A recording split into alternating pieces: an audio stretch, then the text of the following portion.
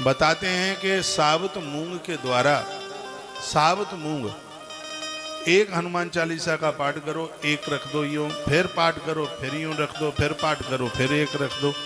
ऐसे यदि 108 हनुमान चालीसा के पास पाठ हो गए हैं तो उस साबुत मूंग को, उसका आटा बनाइए और फिर उसको बेजर के आटे में मिला करके उसकी रोटी बनाइए, उसको चोपड़िए, उसके ऊपर गुड़ और चना रखिए, फिर उसको बंदर को खिलाइए। इससे मंगलिक दोष शांत होता है, समाप्त तो नहीं होता लेकिन शांत होता है। हनुमान जी के हनुमान चालीसा में इतना बड़ा प्रभाव है। हनुमान चालीसा 40 दिन में लिखा गया। भगवान महादेव का जो श्राप लगा हुआ है, जिसको कीलक कहते हैं, किला हुआ है, श्राप लगा है, ये सापों, ये ग्रंथों को श्राप दे दिया भगवान महादेव ने। एक ऐसा हनुमान चालीसा है जिसके ऊपर श्राप का आज भी कोई प्रभाव नहीं है। बाबा तुलसी ने बहुत ग्रंथ लिखे हैं, रामचरितमानस से भी पहले बाबा तुलसी ने हनुमान चालीसा लिखा। गोस्वामी तुलसीदास जी महाराज का सबसे पहला ग्रंथ है हनुमान चालीसा और सबसे लास्ट का जो ग्रंथ है उसका नाम है कवितावली। सबके लास्ट में उन्होंने कवितावली लिखी है और सबसे पहले उन्होंने हनुमान चालीसा लिखा। अब ये जेल में हनुमान चालीसा कैसे लिखा गया?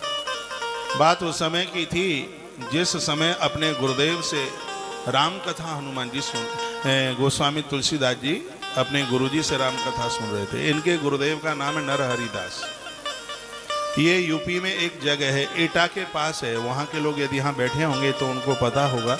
एटा से 10-12 किलोमीटर आगे एक जगह है कासगंज, उसे सूकर क्षेत्र बोलते हैं। नरहरि दास जी महाराज जी का आश्रम यहीं था, उसको सूकर क्षेत्र के नाम से जाना जाता है। अपने गुरुदेव के मुख से यहीं पर वो राम कथा सुन रहे थे गोस्वामी जी। कथा सुनने के बाद वो भ्रमण के लिए निकले, वहाँ से चले वो आगरा वाली सड़क पर। तो रास्ते में क्या हुआ कि किसी गांव से वो निकलते हुए जा रहे थे तो उस गांव में एक जवान मौत हो गई। एक 32 साल का एक युवक की उसकी मृत्यु हो गई। 150 आदमी उसके मृत शरीर के आसपास बैठे हुए बड़ी जोर से रो रहे थे। जिसकी मृत्यु हुई थी उसकी पत्नी ने महात्मा तुलसी को जाते हुए देखा। वह दौड़ करके और चरणों में आकर के गिर पड़ी और बहुत उसने रुदन किया। गोस्वामी तुलसीदास जी के मुंह से निकल गया शब्द, अखंड सौभाग्यवती भव। बेटी तेरी मांग का सिंदूर शाश्वत रहे, हमारा आशीर्वाद है।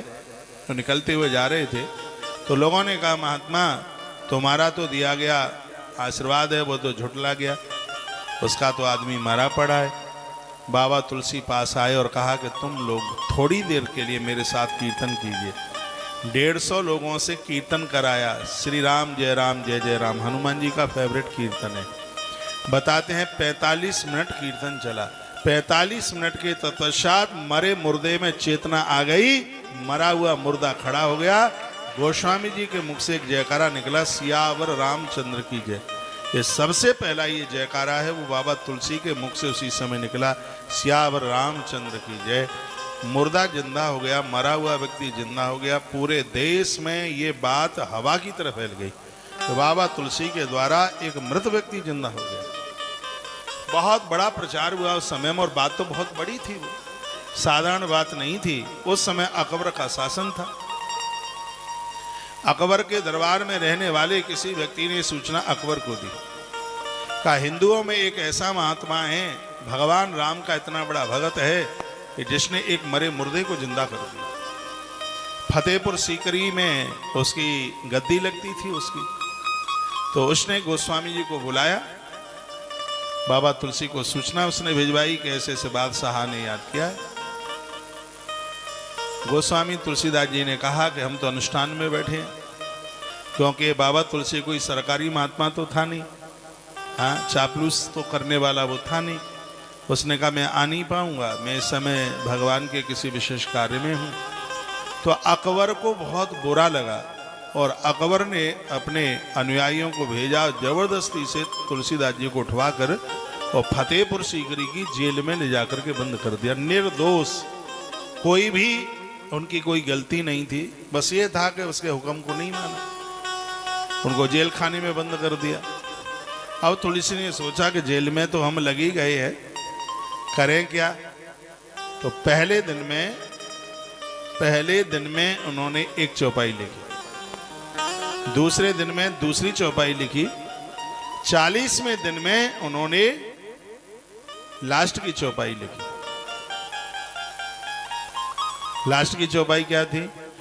जो ये पढ़े हनुमान चालीसा, जो ये पढ़े हनुमान चालीसा,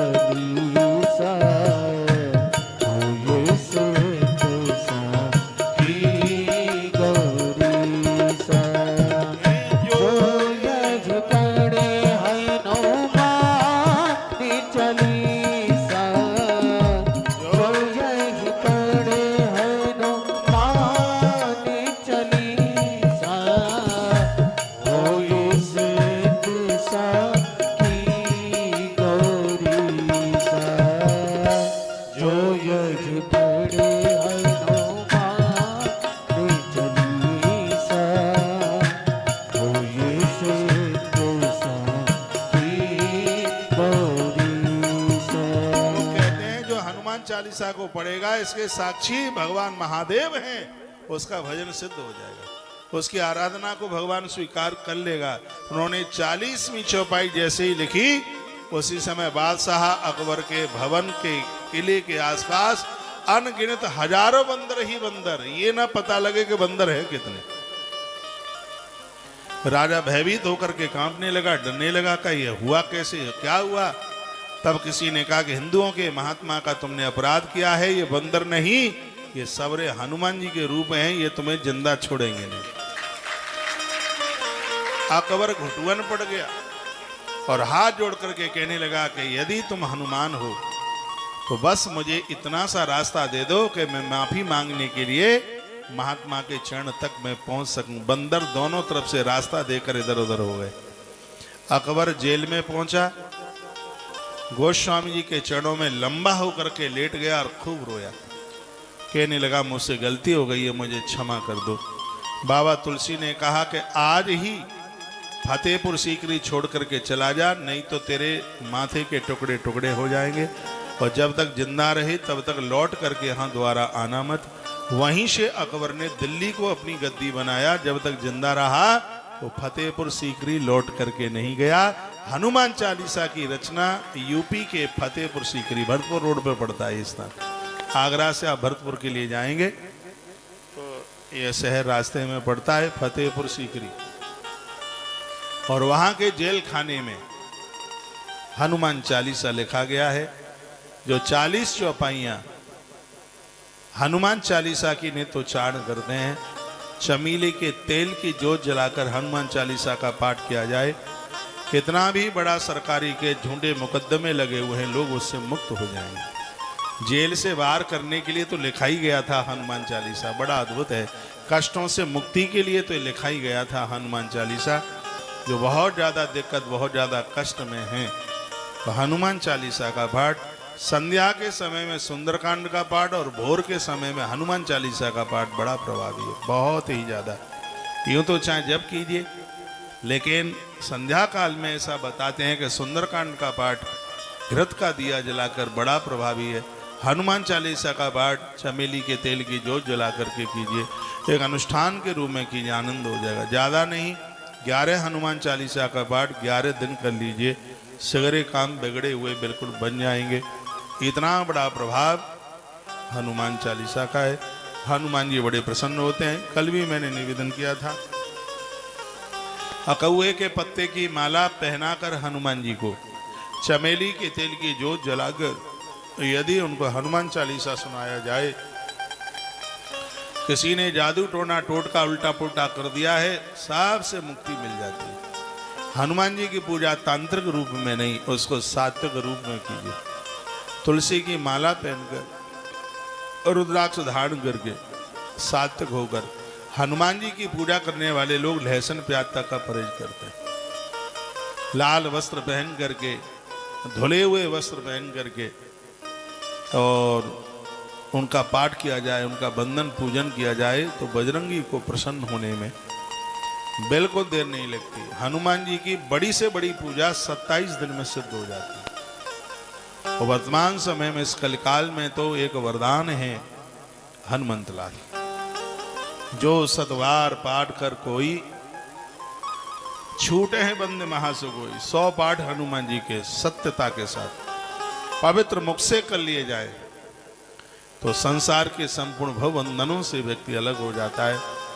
ऐसे बजरंगी, ऐसे श्री हनुमंत लाल जी महाराज, प्रभु श्री राम जी का कोई भी काम उनके बिना चलता नहीं। जिस समय लक्ष्मण को शक्ति लग गई, लक्ष्मण बिल्कुल अपने आप में एकदम बिल्कुल बेहोश थे, तो उस समय वहां बैठे तो बहुत थे, लेकिन हनुमान जी को ही बार बार पुकार करके प्रभु श्री राम जी आंसू बहाते। आइए 2-3 पंक्तियां आ लौट के आजा हनुमान, तुझे तेरे राम बुलाते हैं, लक्ष्मण के बचा लो प्राण, तुझे तेरे राम बुलाते हैं। स्वर्ग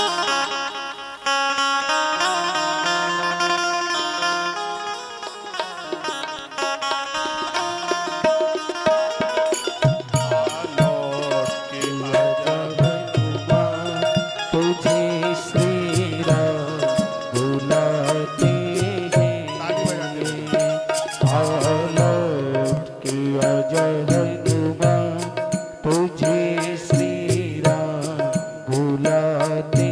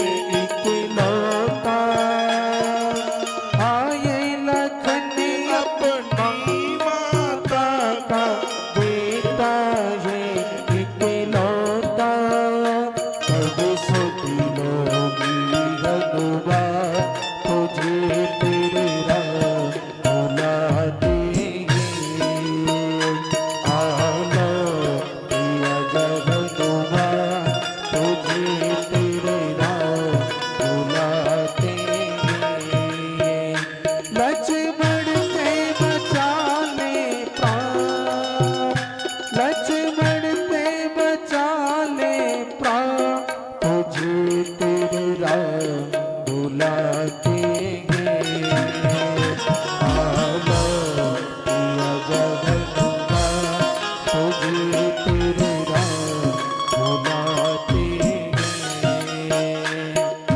जय हो।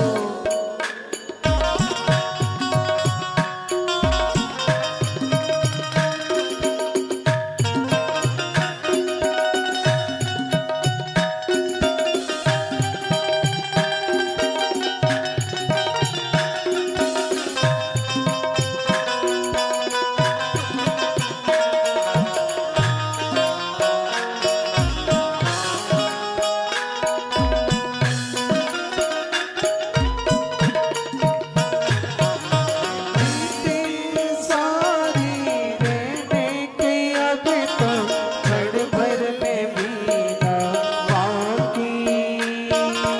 बीती ये सारी रहने की अब तो क्षण भर भी ना ये बाकी। देखत देखत राह तुम्हारी, देखत देखत राह तुम्हारी, बैरनी अखिया ताकी। सूर्योदय राजा तुझे तेरे राम बुलाते हैं। सूर्योदय हनुमान तुझे तेरे राम बुलाते हैं। आलोक किया जब हनुमान तुझे तेरे राम बुलाते हैं।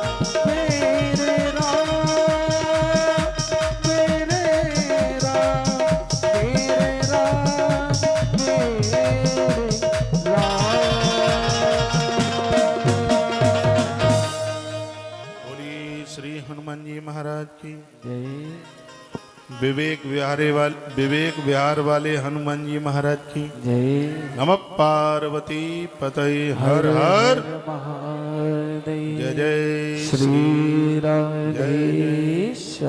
जय जय श्री राधेश।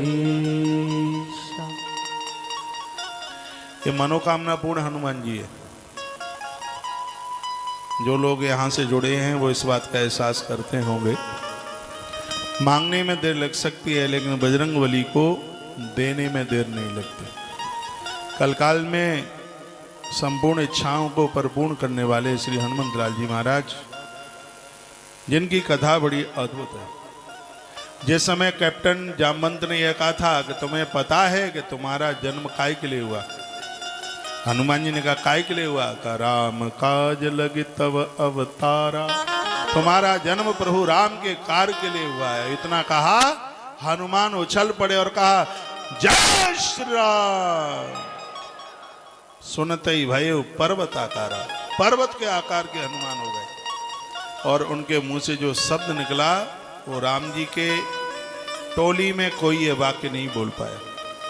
निराभिमानी होकर, अभिमान नहीं है हनुमान जी को। कपिशेन संग संहार निश्चर राम सीता है आनी। वो जामवंत जी को पूछते हैं कि आप बताइए मुझे क्या करना है, 3 काम करूं या 3 में से 1 करूं या तीनों ही कर डालूं? जामवंत जी ने पूछा कौन कौन से 3 करोगे? कह दिया तुम कहो तो लंका के सगरे असुरों को मार करके मैं रख दूं। तुम कहो तो मैं उखाड़ करके लंका को पानी में डुबो दूं और रावण को इतना मारूं कि रावण के खानदान में कोई रोने वाला ही न बचे। और तुम कहो तो सीता माई को पीठ पर बिठाकर प्रभु राम के दरबार में ला करके सरकार के चरणों में उतार दूं। मुझे बताओ कि तीनों में से हमें क्या करना है। जामवंत ने कहा सिगरो चौपट करोगे हैं, तीनों में से तुम्हें एक भी नहीं करना। जिससे काम तुम ही कर दोगे तो राम जी क्या फिर होरा बूझने जाएंगे लंका में, वो कहीं को जाएंगे। तुम्हें तीनों में से एक भी नहीं करना, बस जानकी का समाचार लगा लेकर के पता लगा करके बस तुम्हें वापस आ जाना है। गोस्वामी जी लिखते हैं जो इस संवाद को सुनेगा, हनुमान जी के चरित्र को सुनेगा, राम जी के साथ जोड़ करके हनुमान की कथा को जो सुनेगा उसे क्या मिलेगा। तो कह दिया कि भव वे सज रघुनाथ जस सुनहि जे नर अरुणार, तिनके सकल मनोरथ सिद्ध करे त्रसिरा। त्रसरा को मारने वाले प्रभु राम उनके संपूर्ण मनोरथों को पूरा कर देंगे जो हनुमान जी के चरित्र को सुनेगा। बजरंगी का चरित्र ही इतना अद्भुत है।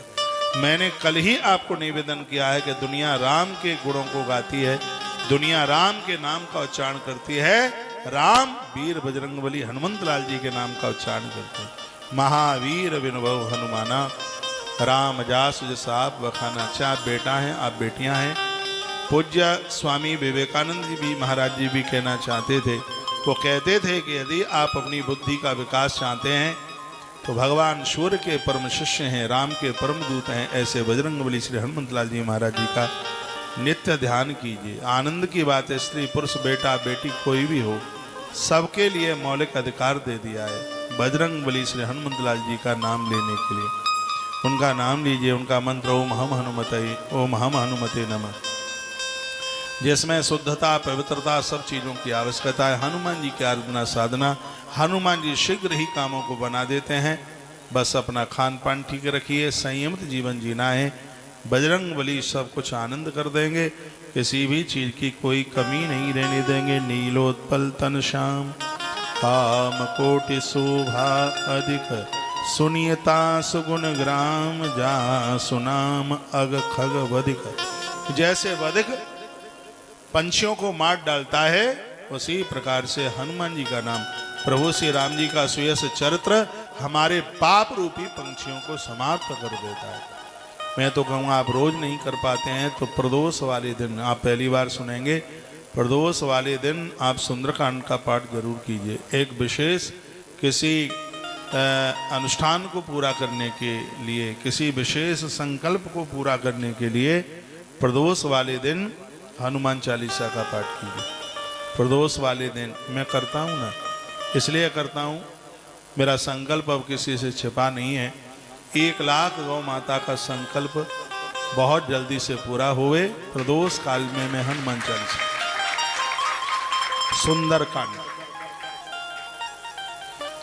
पूरे जिंदगी को ही सुंदर बना दे। मन कर रहा है, आज शनिवार है इसलिए भी हम कुछ दोहे सुंदरकांड के विवेक विहार वाले बजरंगी के चरणों में समर्पित करते हैं। आप यहाँ तक आए हैं, जब आप यहाँ से जाएं आरती के बाद, एक बार इस छवि का दर्शन करना, आपको सच में ऐसा लगेगा कि आप मेहंदीपुर बालाजी पहुँच गए। मैंने तो कल पहली बार दर्शन किए थे, मैं बहुत देर तक तो टकटकी लगा करके देखता ही रहा। चांदी के शिलालेखों पर, चांदी के चित्र पटल पर पूरा हनुमान चालीसा लिखा है। ये तो मैंने आज ही देखा, कल तो हम देख ही नहीं पाए। कल तो खुशी इतनी प्रसन्नता में बस परिक्रमा ही कर रहे थे, प्रणाम कर रहे थे, लेकिन आज मैंने देखा सब चांदी की पत्राओं पर शायद पूरा हनुमान चालीसा लिखा है। सही बोल रहा हूँ मैं? हाँ, कुछ चौपाइयाँ परिक्रमा करते करते मैंने पढ़ी है। जो यहाँ के नज़दीक हैं, करीब हैं,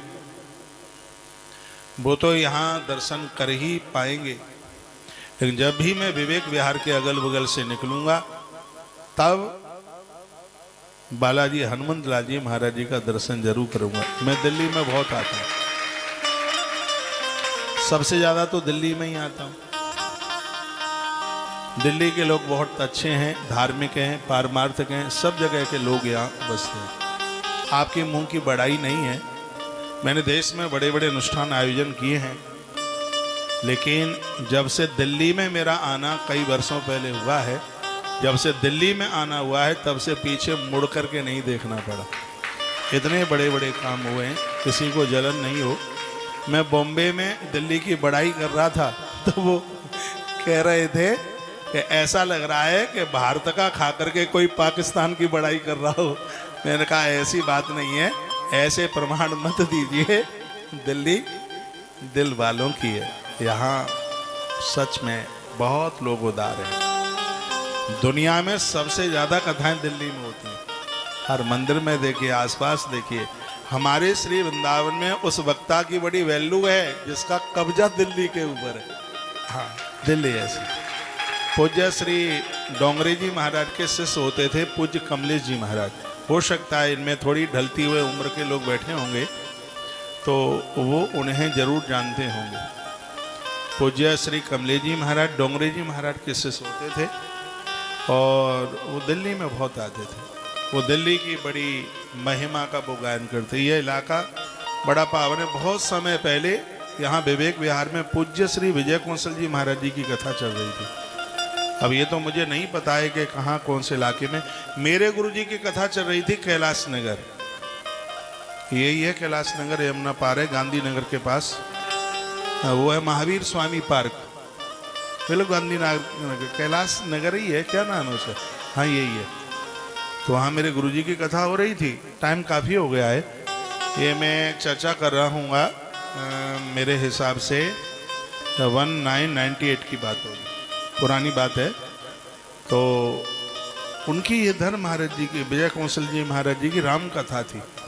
बस मुझे इतना सा ध्यान है कि विवेक विहार था वो, यहीं कहीं आसपास उनकी कथा रही हो। क्या अद्भुत कथा थी, क्या आनंद कर देने वाली कथा। इतना बड़ा पंडाल, हम तो बच्चे ही जैसे थे, पढ़ाई लिखाई चल रही थी। तो तब मैंने जरूर विवेक विहार को पहली बार देखा। इतने वर्षों के बाद में दूसरी बार विवेक विहार देखा है। बीच में कभी आना नहीं हो पाया, अगल बगल से निकल गए होंगे। बड़ा अच्छा लग रहा है, बढ़िया लग रहा है। 2 दिन के लिए आया हूँ। मैं तो निकलता हुआ जा रहा था भोपाल के लिए। मेरी कल सुबह की फ्लाइट ही थी इधर से उधर। वैशाख का महीना पूरा हो गया था और बस ऐसे ही हनुमान जी महाराज की कृपा। और वो बच्ची, वो क्या नाम है, पारुल, बोले महाराज जी आप इधर से जा रहे हैं, प्लीज प्लीज प्रार्थना है। 2 दिन की हनुमान जी की कथा, पहले तो 1 दिन बोल रही थी, 1 दिन की हनुमान जी की कथा। इतना सुंदर मंदिर है, आप दर्शन कर लोगे तो झूम उठोगे, नाच पड़ोगे दर्शन करके। और वही हुआ। तो पहले 1 दिन का कार्यक्रम बना और आज उनकी कृपा से आज ये दूसरा दिन भी समर्पित हो रहा है। और आइए कुछ हम चौपाइयाँ सुंदरकांड की, मैंने लंका में सुंदरकांड कहा है। श्रीलंका, पहले तो लंका ही थी। जब हमारी माता जानकी वहाँ जाकर के पहुँची तो लंका से श्रीलंका हो गई। पहले तो खाली लंका ही थी। माता जानकी वहाँ अशोक वाटिका, मैं अशोक वाटिका में कथा करके आया श्रीलंका में। और अपने देश में भी बहुत सुंदरकांड के ऊपर मुझे लगता है 15-15 दिन की कथा हुई है। मैं कुछ समय में, और हनुमान जी का जो दिव्य चरित्र है और सुंदरकांड तो जीवन को सुंदर ही बना देता है। जो चौपाइयाँ जिनसे आती हैं, 1 दोहा सामूहिक बोलेंगे और बजरंगबली के जो कुछ अद्भुत उसमें प्रभावशाली चरित्र हैं उनको कुरेदने की कोशिश करते हैं। उनकी महिमा तो सुख से शारदा भी पूरा नहीं कर सकती। हनुमान जी हैं ही अपने आप में इस प्रकार के। आइए श्री सुंदरकांड। सुंदरकांड में 60 दोहे हैं। घृत का दिया जला करके, लाल वस्त्र पहन करके और इसका पाठ किया जावे। यदि हनुमान जी के सन्मुख बैठ करके पाठ किया जावे तो बहुत जल्दी इसमें सिद्धि मिल जाती है, बहुत आनंद हो जाता है। अतुलित बलधामं हेम शैलावदेहं धनुजवन कृशानं ज्ञानिनामाग्रगण्यं सकल गुण निधानं वानराणामधीशं रघुपति प्रिय भक्तुम मात जातम नमः। आपको ध्यान है, कल मैंने निवेदन किया था कि यह श्लोक एक बार आपने बड़े भाव से इस श्लोक का उच्चारण कर लिया है तो एक बार सुंदरकांड का पाठ करने का फल प्राप्त होता है, यदि आपने 5 बार इस श्लोक का उच्चारण कर लिया है। फिर बोलिए, अतुलित बलधामम हेम शैलावदेयम धनुजवन कृशानम ज्ञानिनामाग्रगण्यम सकल गुण निधानम वानराणामधीशम रघुपति प्रिय भक्तम बात जातम नमामि। अतुलित बलधामम हेम शैलावदेयम धनुजवन कृशानम ज्ञानिनामाग्रगण्यम सकल गुण निधानम वानराणामधीशम रघुपति प्रिय भक्तम बात जातम नमामि। अतुलित बलधामम हेम हेम शैलावदेहं धनुज बल कृशानं ज्ञानिनामग्रगण्यं सकल गुण निधानं वानराणामधीशं रघुपति प्रिय भक्तं बात जातं नमामि। अतुलित बलधामम हेम शैलावदेहं धनुज बल कृशानं ज्ञानिनामग्रगण्यं सकल गुण निधानं वानराणामधीशं रघुपति प्रिय भक्तं बात जातं नमामि। सुंदरकांड श्री ब्रह्मा जी के वाक्य से आरंभ होता है। ब्रह्मा जी बोले हैं और शंकर जी उस कार्य को पूरा करते हैं। शिव ही हनुमान आकर के बने हैं और ब्रह्मा ही श्री जामवंत आकर के बने हैं। इन तीनों देवताओं की लीला चल रही है बड़ी अद्भुत। नारायण की शक्ति अशोक वाटिका में बैठी हुई है। अशोक वाटिका हृदय की वाटिका है। आपके अंदर कितने भी दुर्गुण भरे हुए हों, कितनी भी कमजोरियां हों, यदि आपने हृदय में भक्ति माता को बिठा दिया है, एक दिन कोई संत हनुमान आएगा दुर्गुणों की लंका को जला करके और हमारे यहाँ प्रभु राम को संदेशा देकर उसे लेकर के आ जाएगा। जीवन कल्याण में हो, जीवन आनंद में हो जाएगा। रावण में अनेक दुर्गुणों की खान है, दुर्गुणों से भरा हुआ है। बस काम एक उसने इतना बढ़िया कर दिया है, हृदय की वाटिका में उसने भक्ति मती माता जानकी को बिठा दिया। और मैं कहना चाहूंगा, ये मैं कोई रावण का पक्षधर नहीं हूं, लेकिन इन कथाओं को पढ़ करके सुन करके लगता है कि ये आदमी बड़ा होशियार निकल गया। जब भी माता जानकी को मिलने को गया तब मंदोदरी को संग लेके गया। एक भी प्रमाण ऐसा नहीं मिलता रावण अकेले में माता जानकी को मिलने के लिए गया हो। रावण अपना उद्धार आत्म कल्याण चाहता था। कथा कहती है कि जब तक भक्ति जिंदगी में नहीं होगी तब तक भगवान हमारा कल्याण करेगा ही नहीं। माता जानकी साक्षात भक्ति स्वरूपा है। राम यानी परमात्मा के द्वारा हमारा कल्याण हो, उसके लिए हमें भक्ति की आवश्यकता है। भक्ति के बिना तो काम चलेगा नहीं। तो विधाता ब्रह्मा श्री जामवंत बन करके आए, स्वयं भगवान विष्णु राम बन करके आए और स्वयं भगवान महादेव कपिराज बजरंगबली हनुमान बन करके आ गए। तीनों ने धरती के अधर्म का नाश किया और धरती पर धर्म की स्थापना की। ब्रह्मा जी बहुत बड़े पंडित हैं जिनकी बुद्धि सात्विक विवेचन करती है। तो ब्रह्मा जी ने ऐसे कुछ शब्द कहे थे और कह दिया कि तुम्हें ये पता नहीं है, यानी ब्रह्मा में कहूं तो जामवंत शब्द लूं तो उसको ब्रह्मा से जोड़िए। उन्होंने कहा तुम्हें पता नहीं है कि प्रभु राम का कार्य करने के लिए तुम यहाँ धरती पर आकर के प्रकट हुए हो। ऐसा कौन सा कार्य है दुनिया का जिसको तुम न कर पाओ। और सफलता के यही सूत्र है। कमियां ये है, आप हमेशा यही कहते रहते अपने बच्चों को, तू तो ऐसा है, तू तो वैसा है, तू तो कुछ कर ही नहीं पाएगा। फलाने का राम सिंह के बेटे को देखो, इतना नंबर लेकर के आ गया। केसरी सिंह का बेटा देखो, इतना सब कुछ। मधुसूदन के बेटे ने तो कमाल कर दिया। पता नहीं तू तो कहाँ कौन सी मूलों में जन्मा हमारे घर में, तू तो किसी के लायक ही नहीं। बस ऐसे ही कोसने में लगे रहते हैं और ज़्यादातर ऐसे उसको कर करके ऐसी बातें उसको मायूस कर देते हैं। तो निकम्मा है, तो हराम खोर है, तो बुद्धिहीन है।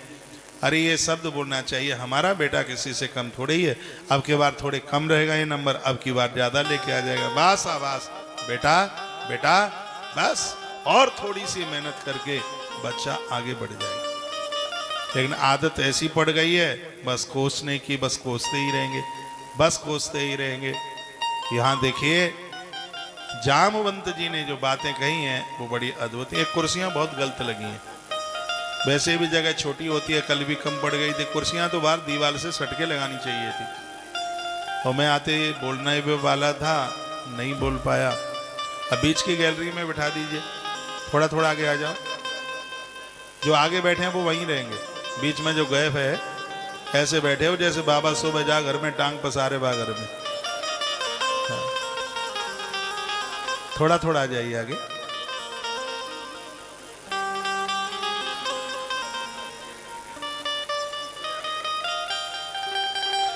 बोली बांके बिहारी लाल की जय श्री हनुमान जी महाराज की। जय। एक बात आज की मत भूलना, प्रदोष की आप पूजा करते हैं, जैसे अभिषेक पूरा हो जाए एक हनुमान चालीसा सुना दीजिए। मैंने एक वीडियो डाली है 4 दिन पहले, उसमें 11 चौपाई मैंने रामायण की अपनी स्पीच में भेजी है। जिंदगी के अंतिम छोर तक इन 11 चौपाइयों में से एक भी चौपाई मत छोड़ना।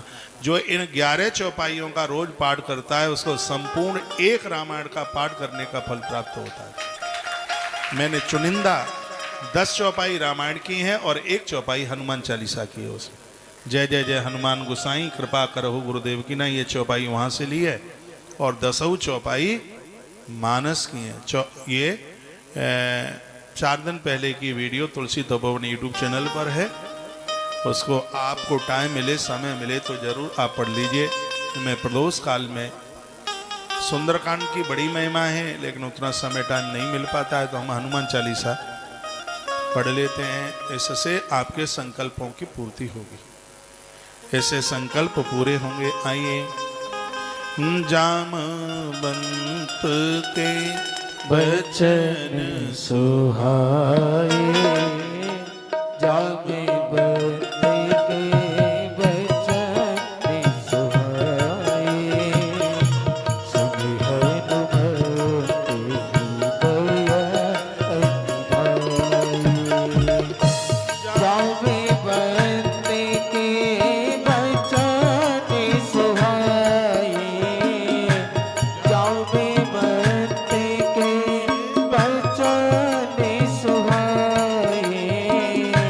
सुनि हनुमत हृदय अतिभाए।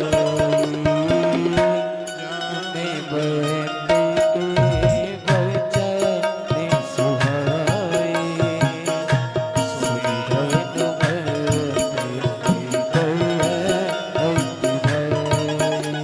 चौपाई बड़ी मधुर है और बड़े समझने के लायक है। जामवंत जी ने जो कहा वो हनुमान जी को बहुत अच्छा लगा।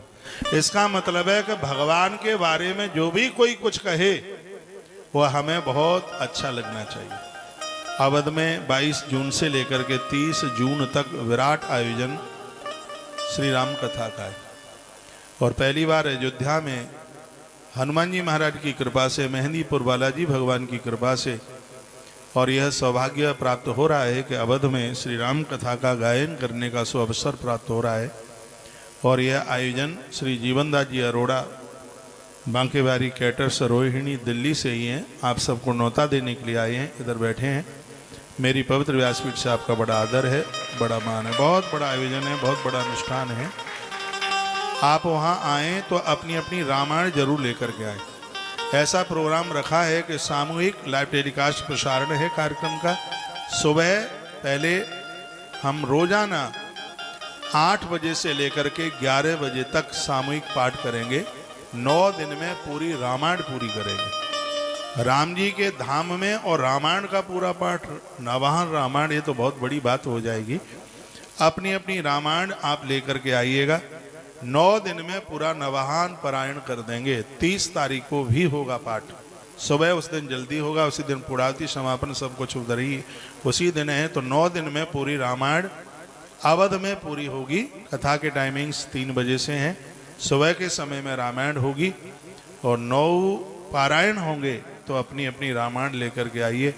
आप भले 1 दिन के लिए आवें, 2 दिन के लिए आवें, 3 दिन के लिए आवें, आप अवध में सादर आमंत्रित हैं। आप अवश्य में पधारिए और यहाँ की राम कथा का आनंद लीजिएगा।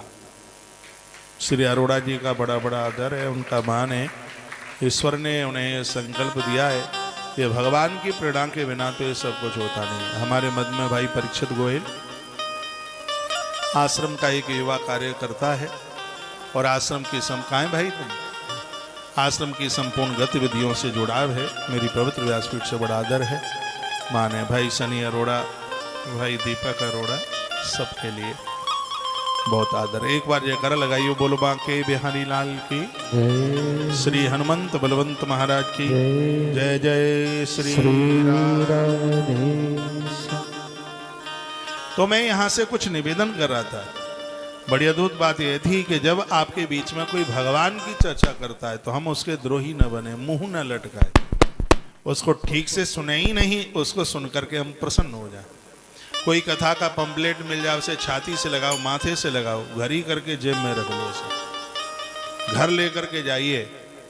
कोई भगवान की कोई सूचना समाचार मिले, वो कागज जूते चप्पलों के नीचे फेंकने के लिए नहीं है, वो निमंत्रण पत्र है। वो निमंत्रण पत्र है। ऐसा समझ लीजिए कि आपके बेटे की किसी ने सगाई करने के लिए कोई चिट्ठी भेजी है, समझ लीजिए। इतना उत्साह, जैसे बच्चे के विवाह पर पीली चिट्ठी आती है जो खुशी होती है, कथाओं के निमंत्रण पत्रों को पढ़ करके इतनी प्रसन्नता होनी चाहिए, इतना सकून मिलना चाहिए, इतनी खुशी होनी चाहिए। भगवान की कोई चर्चा करे तो अति खुशी हो, अति प्रसन्नता हो। जब ये कहा कि तुम्हारा आगमन प्रभु के लिए हुआ है, राम काज लग तब अवतारा, जैसे इतना कहा हनुमान जी अति प्रसन्न हो गए। सुने हनुमंत हृदय अति भाई, हृदय को बड़ी खुशी मिली। तब लगे मोहि परखे तुम भाई, कह दिया मेरा तुम इंतजार करना। 3 बातें तो कही थी हनुमान जी ने कि लंका को उखाड़ करके फेंक दूं, समुद्र में डाल दूं, राक्षसों को मार दूं, या जानकी मैया को पीठ पर बिठा करके लेके आ जाऊं। ये तीनों काम हनुमान जी कर सकते थे। हनुमान जी में कितना बल है, कितनी ताकत है, आज तक इसका कोई अनुमान नहीं लगा पाया। हनुमान जी का आह्वान करने से, ध्यान करने से व्यक्ति अहंकार को जीत लेता है।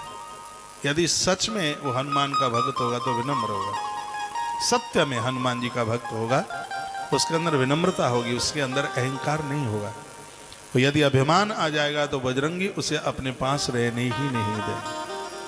और कलकाल में हनुमान जी का बड़ा प्रभाव है। मैंने एक दिन बोला है, सतयुग में प्रहलाद जी के साथ हनुमान जी दिखे, त्रेता में प्रभु राम के संग हनुमान दिखे, द्वापर में अर्जुन के साथ हनुमान जी दिखाई दिए, और कलयुग में हर राम भक्त के साथ हनुमान है। हर राम भक्त के साथ बजरंगी श्री हनुमंत लाल जी हैं। ऐसे हनुमान जी का जो चिंतन स्मरण जो करेगा, उसके सगरे काम फटाफट फटाफट फटाफट बनेगा। कल मैंने आपको निवेदन किया है, कभी भी आप हनुमान जी के मंदिर में जाते हैं तो उनके बाहें चरण का सिंदूर अपनी भ्रुकुटी के मध्य में लगाइए, व्यक्ति सुरक्षित रहेगा। हनुमान जी के बाहें चरण का सिंदूर आपकी गाड़ी की स्टीयरिंग पर होना चाहिए। हमारी गाड़ी की स्टीयरिंग पर है ना बाहें चरण का सिंदूर, मैं बहुत उसको यूज करता हूँ, प्रयोग में लेता हूँ। आदमी काल के गाल में भी सुरक्षित रहेगा। बजरंगबली का बड़ा प्रभाव है। ऐसे हनुमान जी महाराज आंख में आंसू आ गए और वो रो पड़े और कहने लगे, यहाँ कितने लोग बैठे हैं, सब प्रभु राम के पास से आए हैं। मैं बड़ा बड़भागी हूँ, भाग्यशाली हूँ। इस कार्य के लिए जामवंत जी को कहा कि आपने मेरा चुना था। उन्हें बड़ी खुशी थी। हनुमान जी की एक विशेषता मैंने पढ़ी है, जो हनुमान जी का भगत है, हनुमान जी तो 24 घंटे राम जी की सेवा में रहते हैं। एक एक भक्त की चर्चा हनुमान जी राम जी को करते हैं। एक कथा रामायण के उत्तरकांड में आती है, जब राम गद्दी हो गई थी, राम राज अभिषेक हो गया था, बैठ जाए, बैठो दीदी बैठी। तो प्रभु श्री राम जी सबको विदा करने लगे। सुग्रीव जी को भरत जी, किसी को लक्ष्मण जी, किसी को शत्रुघ्न जी विदा करने के लिए गए। अंगद राम जी का बहुत लाडला है। राम दल में ये 2 बहुत ज्यादा लाडले हैं। वो स्वामी जी ने इन दोनों को बड़भागी कहा। बड़भागी अंगद हनुमाना, 2 का नाम बड़भागी में आया, अंगद और हनुमान का। क्यों? इसलिए क्योंकि चरण कमल चापत विधि नाना, इन दोनों को ही राम जी के चरणों की सेवा का अधिकार मिला। गुरुजनों के चरण के तलवे तक हाथ पहुंच जाए, माँ बाबू जी के चरणों तक हाथ पहुंच जाए, ये साधारण बात नहीं है। गोस्वामी जी तो कहते हैं कि सूर्य भगवान के पास उतना प्रकाश नहीं है जितना कि गुरुदेव के चरण नाखून में जितना प्रकाश है। उनके चरण स्पर्श करके, चरण धो करके उनके नख का जल हमें मिल जाए तो तीसरी आंख खुल जाएगी, थर्ड आई।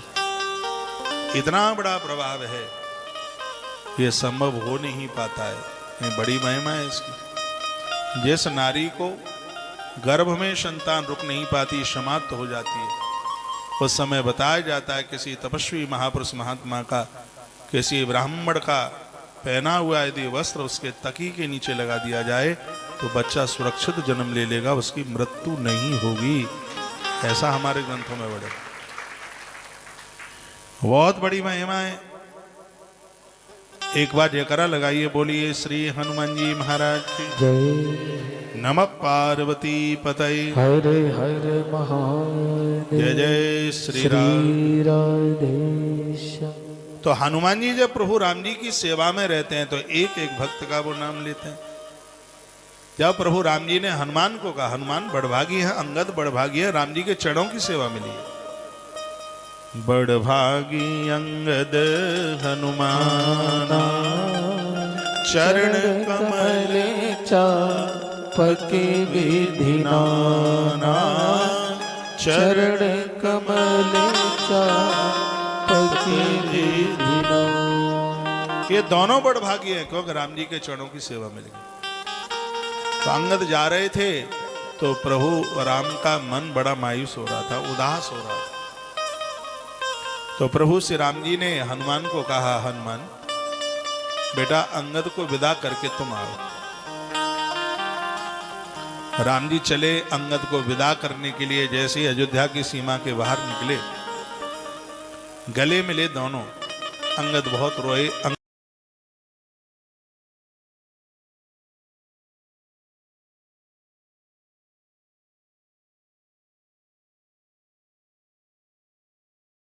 कितने भाग्यशाली हो, चरणों में जगह मिली। मैं एक राजा का बेटा, बाली तो बहुत बड़ा राजा ही था। प्रभु का दर्शन हुआ, सब कुछ मिला, लेकिन हमारे पास इतने पुण्य नहीं थे कि हम प्रभु की सेवा में हमेशा हमेशा के लिए बने रहते। हमने ऐसा सुना है कि मित्र से कभी मांगना नहीं चाहिए, लेकिन मैं विवश हूं। हनुमान तुम मेरे मित्र हो, मुझे मांगे एक वचन दे दो। हनुमान जी की आंख में आंसू आ गए और अंगद ने ये वचन मांग लिया है। और वचन ये मांगा है कि मैं प्रभु राम का भगत हूं, ये तो तुम जानते ही हो। रावण ने जिस समय प्रभु की बुराई मुझसे की, मैं छटपटा रहा था। रावण की मृत्यु प्रभु राम के हाथों लिखी हुई थी, नहीं तो तोड़ मरोड़ करके मैं रख देता उसको। वही यश प्रभु राम को देना था, इसलिए वह सब मैंने ऐसा किया नहीं। लेकिन हनुमान मेरी मांग कुछ भी नहीं है, मैं राम का भगत हूँ, बस आपसे मैं मांग रहा हूँ, मेरी झोली है। जब जब तुम प्रभु राम जी के चरणों में सेवा कर रहे हो तो उस समय तुम्हें याद दिलाते रहना, कहना प्रभु एक अंगद भी आपका भगत है, उसको भुला मत देना। हनुमान जी ने कहा यह तो होगा, और तो कुछ नहीं मांगना। तब अंगद ने एक बात कही थी, कह दिया कि इस धरती पर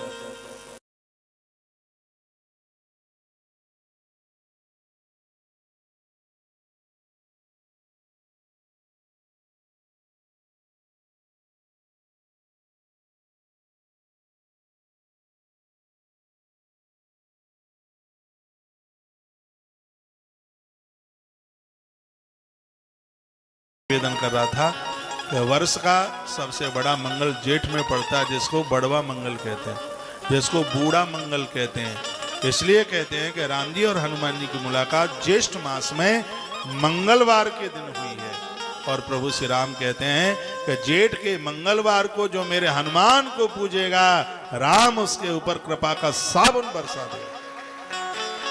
पूरा महीना आप पीपल के पत्तों की माला हनुमान को न पहना पाए, तो शनिवार और मंगलवार को जरूर पहनाइए। हमारे भी हनुमान जी ने पीपल की पत्तों की माला पहनी है। दरबार में सरकार ने भी पीपल के पत्तों की माला पहनी है। मैं देख के आया, दर्शन करके आया, बहुत अच्छा लगा।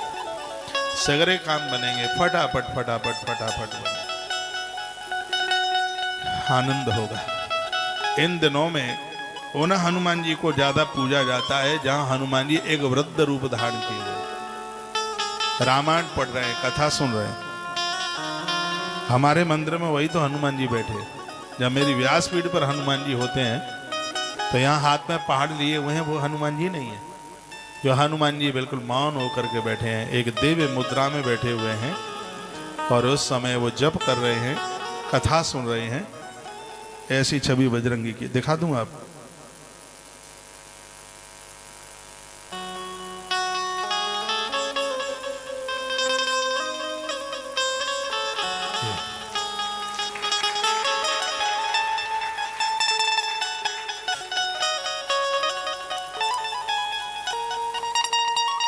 ये सब बातें सिर्फ कहने को हैं, प्रवचन को हैं, ऐसा नहीं है।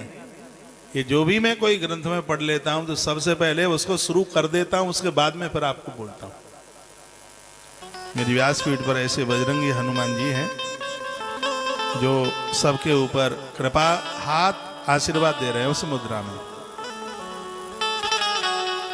हनुमान जी के बाएं हाथ में गदा है। हम तो इनके भगत हैं और आप मुझे भी देखते हैं, भक्तों की पीठ के ऊपर ज्यादा तरह से मेरे बाएं हाथ से ही गदा स्पर्श करती है। बजरंगी के बाएं हाथ में है गदा।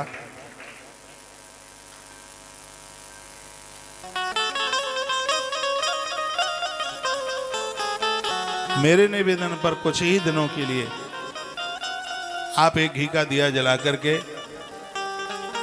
हनुमान जी को 11 हनुमान चालीसा पढ़ दे। उसकी गिनती साबुत मूंग से कीजिए। उसकी गिनती 1 करो, 1 मूंग का दाना, हरी मूंग 1 दाना रख दीजिए। फिर उसको जौ के आटे में पीस करके उसे थोड़ा सा उसमें आप चना भी डाल सकते हैं, नहीं तो फिर आप गुड़ और चना उस रोटी के ऊपर रख करके आप बंदर को आप खिलाइए। आपकी जन्म पत्री का मंगल दोष है, कहां भाग गया पता नहीं लगेगा। ये आज कथा के आरंभ में मैंने निवेदन किया है। आपकी जन्म पत्री शुद्ध हो जाएगी, उसके दोष समाप्त हो जाएंगे। कल काल में हनुमान जी प्रत्यक्ष रूप से प्रकट हैं। कल थे, आज हैं, कल रहेंगे। इनके होने का अनुभव कीजिए। हनुमान जी की कृपा बहुत बरस रही है इस कलयुग में, इसके बिना कुछ भी नहीं। इनके प्रति पूरी श्रद्धा, पूरी आस्था, पूरा भाव। आप जिस देव को पूजते हैं आप पूजिए। मैं किसी देवता का विरोध थोड़ी करता हूं, मैं सगरे देवताओं को पूजता हूं, लेकिन हनुमान जी तो हमारे गुरु है। हनुमान जी की पूजा में गुरु रूप में ही करता हूं, गुरु की दृष्टि में करता हूं। किसी मंदिर में 100 मंदिर हो सकता है कि सभी प्रतिमाओं के सामने मैं धरती पर मत्था न टिक पाऊं, हृदय की बात बोल रहा हूं। 100 मंदिरों में यदि कहीं बीच में कोई हनुमान जी का मंदिर है तो मैं ना चाहूं तो भी बिना नीचे धरती में लेटे बिना रह ही नहीं पाऊंगा। श्रद्धा, आस्था है। और मैं बड़ा बड़भागी हूं, भाग्यशाली हूं। जेठ के महीने में, ज्येष्ठ के महीने में मैं हनुमान जी की बात कर रहा हूं। अभी वैशाख महात्म्य में मैंने 1-2 दिन हनुमान जी की चर्चा की। अभी मैंने सप्त चिरंजीवों की कथा सुनाई थी, उसमें हनुमान जी की भी बात आई थी। 7 चिरंजीवों में बजरंगी हनुमान, एक है अश्वस्थामा बलिर्व्यासो हनुमान विभीषण कृपा परशुराम सप्तेता चिरंजीव। 7 चिरंजीवों में हनुमान जी के 12 नाम अपनी जेब में रख के, अपनी जेब में 2 चीजें रखिए आप।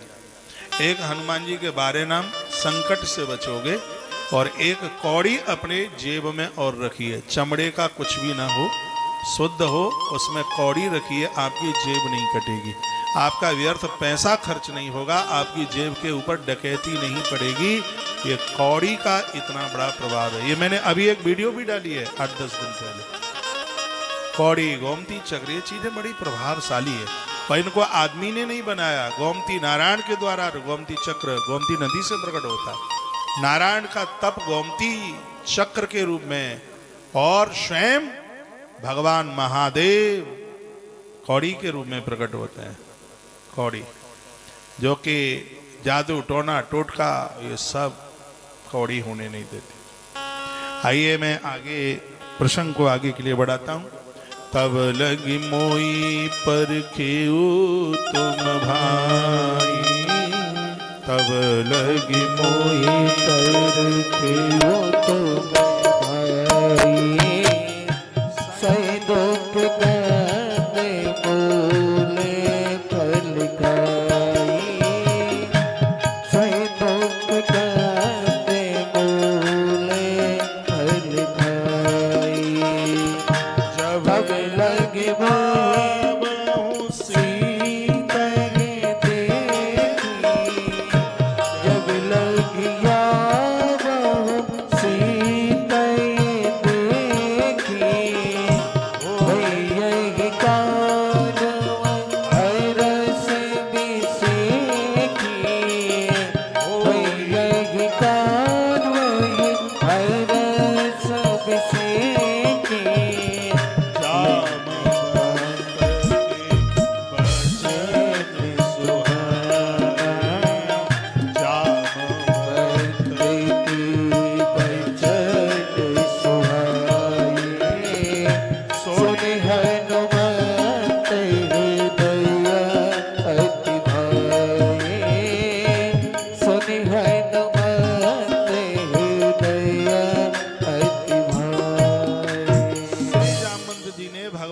कार्य के लिए कहा। जामवंत को हनुमान अपने गुरु के रूप में देखते हैं, बहुत बड़ा आदर करते हैं। तो इसका अर्थ यह भी होता है माता पिता गुरु लोग जो कहें वो प्रकृति प्रेरणा से बोलते हैं, उनकी अपनी भाषा नहीं होती। उनकी आज्ञा का पालन करने में किंतु और परंतु जैसे शब्द होने ही नहीं चाहिए। भगवान शंकर स्वयं कहते हैं मात पिता गुरु प्रभु की वाणी, बिना ही विचार करिए शुभ जानी। लिंग पुराण में एक कथा आती है। शुक्राचार्य जी के पास में कोई एक शिष्य, में ये बात कहूंगा तो लोग इसको अंधभक्ति मान लेंगे, लेकिन ऐसा है नहीं, इसमें संपूर्ण रूप से श्रद्धा है। तो शुक्राचार्य जी के पास कोई चेला आया और कहा मंत्र दीक्षा दे दो। तो उन्होंने कहा कि देखिए चेले का थोड़ा परीक्षण किया जाता है, थोड़ा तुम इंतजार कर लो, हम भी कर लेते हैं और मेरी परीक्षा में तुम पास हो जाओ। का क्या परीक्षा है? ये मैं लोहे का फरसा तुम्हें देता हूँ, इसको गाड़ करके इंतजार करना, जब इसमें अंकुर निकल करके आ जाए तब तुम दीक्षा के लायक हो जाओ। तो चेले ने ये नहीं कहा कि क्या लोहे के फरसे में भी अंकुर निकलता है, ये विचार किया। गुरुजी ने कहा है तो निकलता ही होगा। और जैसे ही फरसा गाड़ा उन्होंने जाके तो उसमें अंकुर निकल कर आ गया, भगवान वहीं प्रकट हो गए। परमात्मा ने कहा ना मैं वैकुंठ में होता ना क्षीर सागर में होता, मैं वहां होता हूं जहां भक्त की संपूर्ण श्रद्धा इकट्ठी होती है। भगवान